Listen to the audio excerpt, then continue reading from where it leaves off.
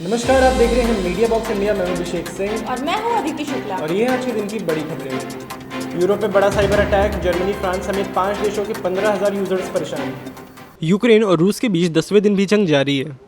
इस बीच यूरोपीय देशों का बड़ा साइबर अटैक हुआ। न्यूज़ एजेंसी AFP के मुताबिक इस अटैक के बाद यूरोप के कई शहरों के हज़ारों यूजर्स का इंटरनेट बंद हो गया।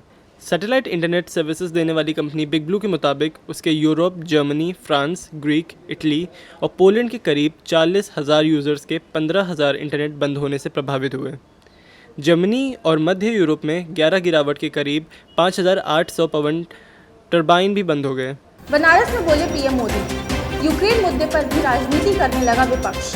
यूपी के चुनावी समर के आखिरी दौर में प्रधानमंत्री नरेंद्र मोदी ने अपने संसदीय क्षेत्र वाराणसी में शनिवार को अपनी अंतिम जनसभा की।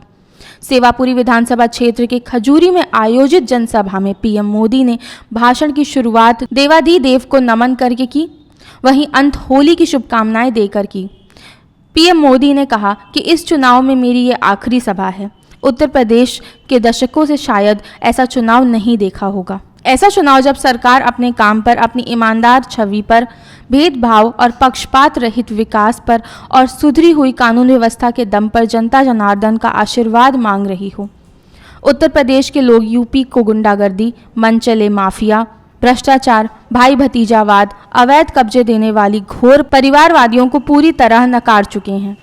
कहा कि बनारस में सब गुरु केहू ना ही चलेगा, यहाँ झूठ की खेती नहीं हो सकती। सोना 52,000 और चांदी 68,000 के करीब पहुंची। इसमें जारी रहेगी तेजी। इस हफ्ते सोने चांदी में अच्छी तेजी देखने को मिली है।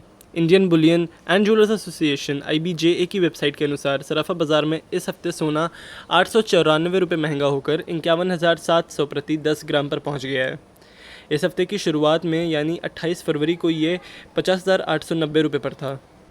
आबादी के 2% से ज्यादा लोगों ने वतन छोड़ा। 6.5 लाख यूक्रेनियों ने पोलैंड में शरण ली। यूक्रेन पर रूस के हमले के 9 दिन बाद भी युद्ध की भयावहता खत्म होने का नाम नहीं ले रही है। शरणार्थियों के लिए संयुक्त राष्ट्र उच्चायुक्त के नए आंकड़ों के अनुसार रूसी हमले के बाद 8 दिनों में लगभग 10 लाख नागरिक यूक्रेन से भाग गए। पिछले साल 100 वर्षों में इतना तेज संक्रमण कभी नहीं हुआ। UNHCR के मुताबिक पलायन करने वाले लोगों का आंकड़ा यूक्रेन की आबादी के 2% से भी अधिक है। यूक्रेन के नागरिक रोमानिया, पोलैंड, मोल्दोवा, स्लोवाकिया और हंगरी में शरण ले रहे हैं। इनमें सबसे अधिक 6.5 लाख यूक्रेनियों ने पड़ोसी देश पोलैंड की शरण ली है। वहीं 53,000 शरणार्थी रूस भी पहुंचे हैं। हेमा मालिनी बोली, ये गर्व की बात है कि हर कोई हमारे मोदी जी से गुहार लगा रहा है। एक्ट्रेस व सांसद हेमा मालिनी की माने तो प्रधानमंत्री नरेंद्र मोदी जिस तरीके से रूस यूक्रेन जंग के मामले को संभाल रहे हैं वो दुनिया भर में काबिले तारीफ़ है। दरअसल प्रधानमंत्री नरेंद्र मोदी दोनों देशों के बातचीत कर रहे हैं और साथ ही में हमारे देश के नागरिकों को वहाँ से निकालने में भी काफ़ी हद तक कामयाब रहे हैं। हेमा मालिनी की माने तो ये हमारे लिए गर्व की बात है। भारत में कर सकेंगे इंटर्नशिप, NMC ने बदला नियम। कोई भी राज्य नहीं लेगा फीस, एग्जाम से होगी एंट्री।